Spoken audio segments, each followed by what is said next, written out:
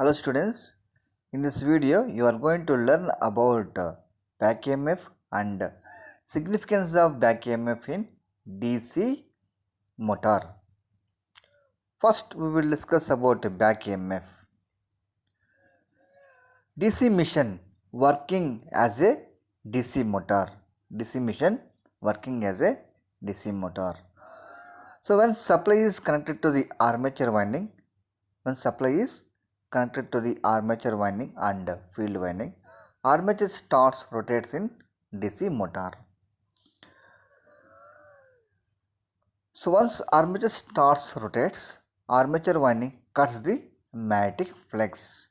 According to Faraday's laws, whenever conductor cut the magnetic flux, EMF will induce in that conductor.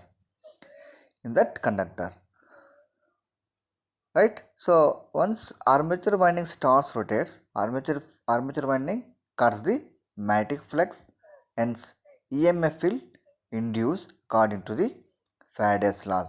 That EMF is known as back EMF. So generally back EMF we will represent with EB. Generally back EMF we are representing with EB. EB is called back EMF. So how back EMF will induce in the DC motor is, hence once armature winding starts rotates, armature winding cuts the magnetic flux according to the Faraday's laws.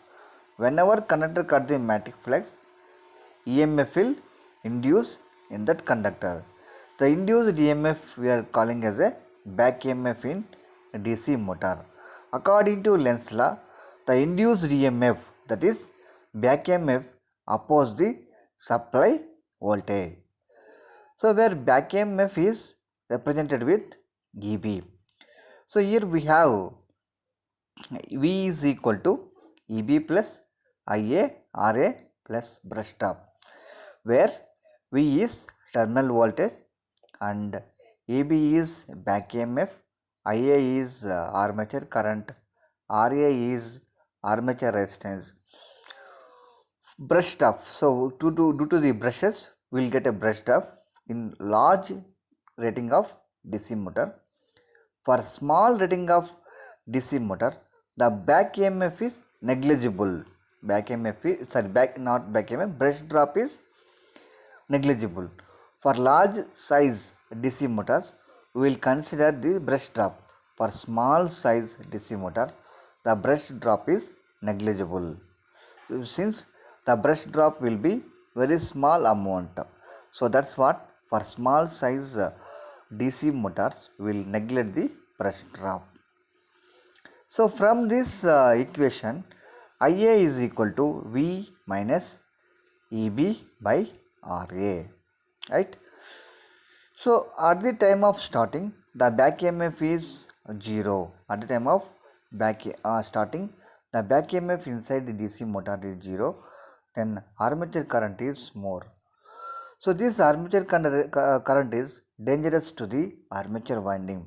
So since high amount of armature current flows in armature winding get damaged.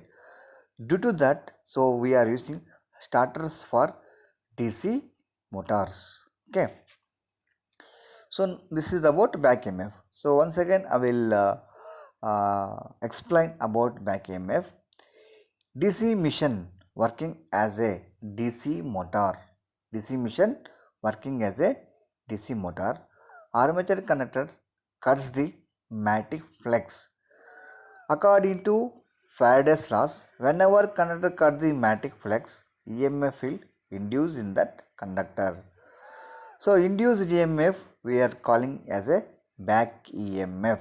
So back EMF we are representing with EB.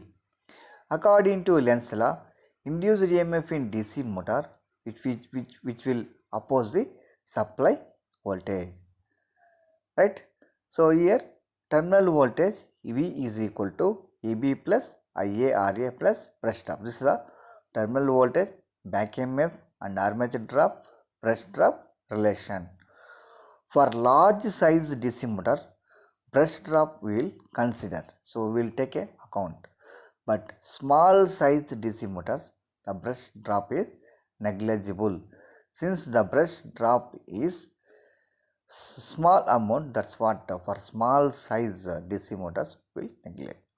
After neglecting the brush drop in DC motor, so armature current IA is equal to V minus VB by RA. So where VB in DC motor at the time of starting, so EB is equal to the back EMF at the time of starting. Back EMF is equal to 0, right?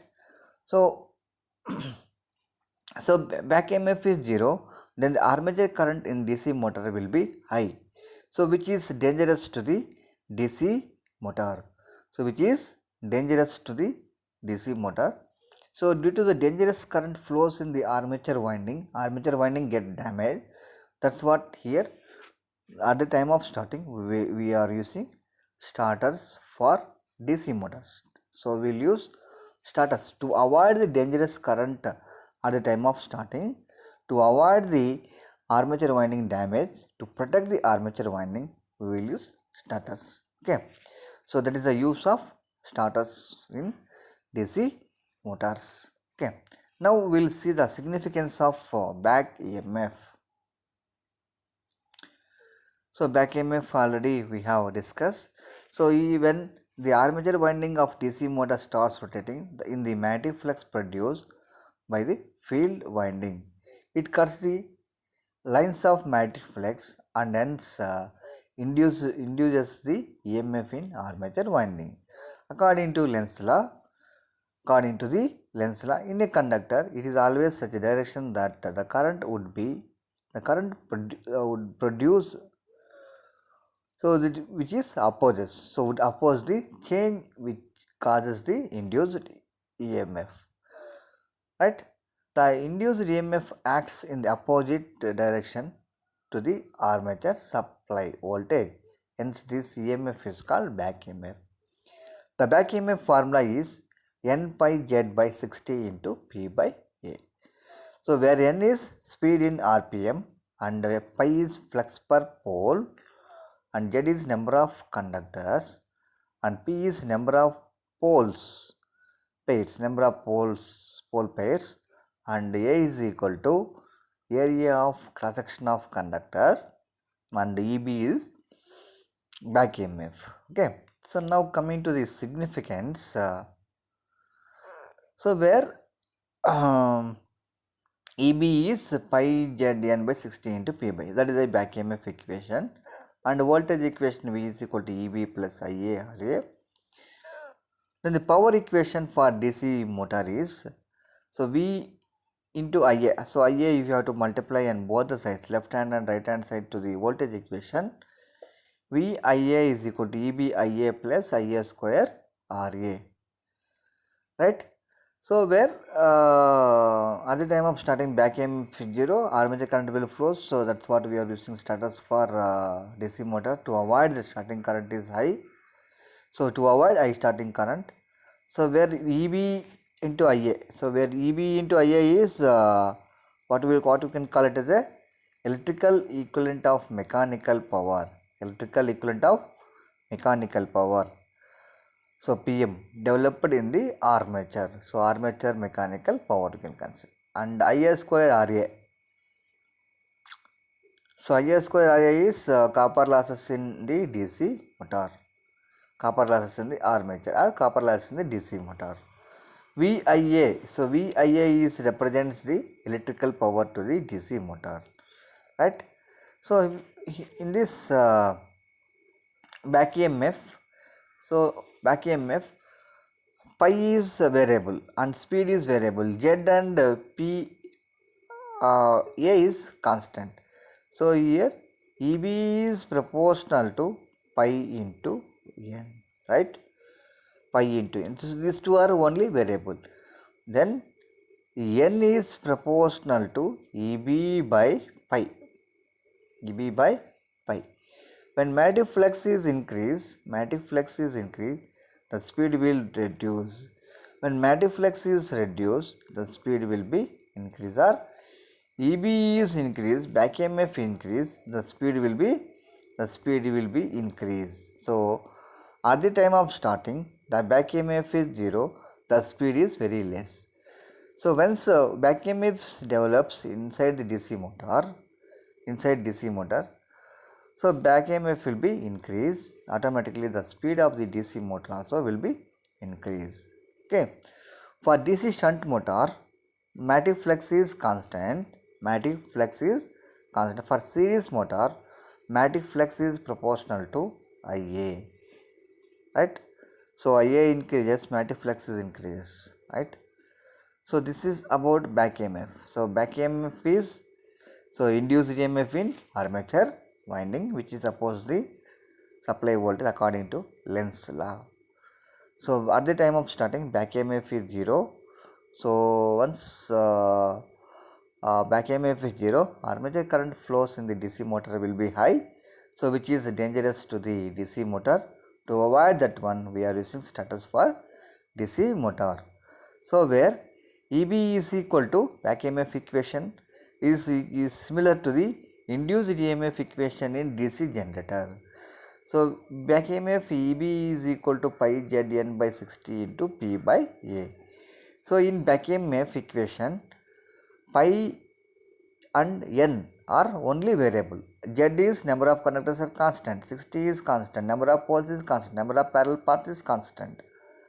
So that is Z 60 P by A all are constant. So only variables are pi and N. So in back EMF EB is proportional to pi into N. When back EMF increases, the speed will be increased, right? So pi is increased, the speed will be decreased. For shunt motor, pi is constant. For series motor, pi is proportional to IA, right? So in back EMF equation, in terminal voltage equation, if we multiply IA in both the sides, VIA is equal to EBIA plus IA square RA you will get. So this equation we will get, right? So in that VIA is electrical power, EBIA is mechanical power, IA square RA is resistance loss due to armature resistance. Okay, armature resistance drop. So this is about back EMF, and next video will see about problems on back EMF. So these are the important problems we will discuss in next video. Thank you everyone.